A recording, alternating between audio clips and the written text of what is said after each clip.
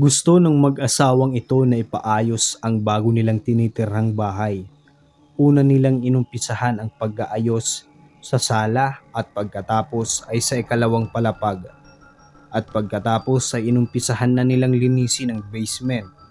Pero may kakaibang naramdaman ang lalaki kaya kinuhanan nila ito ng kamera. Baba na siya ay di ito makapaniwala sa mga nakita nito. Iba't ibang mga nakasulat sa dingding. Hindi niya alam kung anong ibig sabihin sa mga nakasulat dito.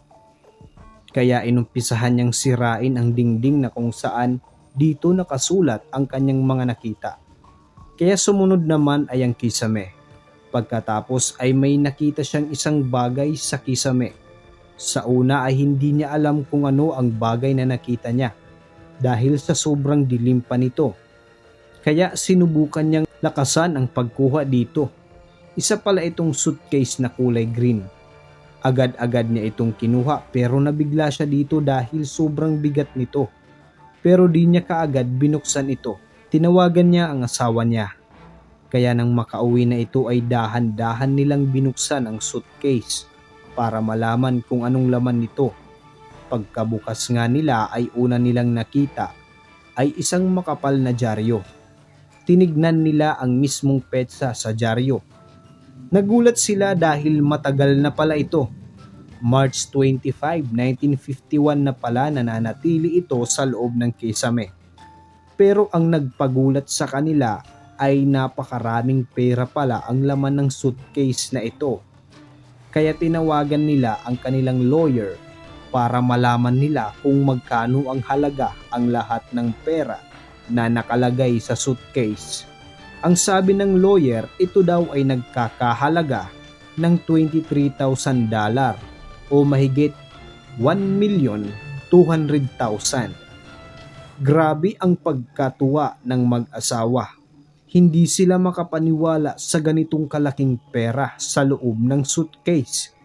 Pagkalipas ng mga ilang linggo ay balik normal na ang lahat. Kaya iniisip ng mag-asawa na hanggang doon na lang ang lahat. Ang hindi nila alam na may iba pa palang nakatago dito. Nakakita uli ang lalaki ng isa pang suitcase. Pero ngayon ay iba ang bigat nito kaysa sa dati niyang nakita.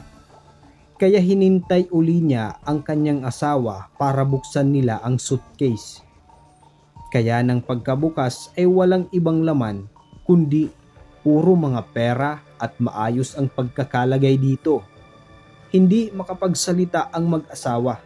Umabot ito sa $45,000 o mahigit 2,500,000 ang laman ng suitcase na ito.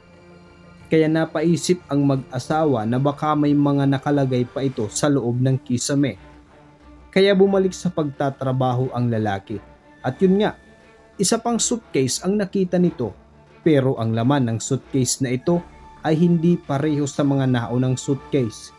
Wala itong lamang pera pero mga mamahaling relo at singsing ang mga nasa loob naman nito. Patuloy silang namangha at di makapaniwalang karanasan nila sa buhay na ito. Kaya naman ang pera na kanilang nakita ay ginamit nila sa pagpapaayos ng kanilang bahay.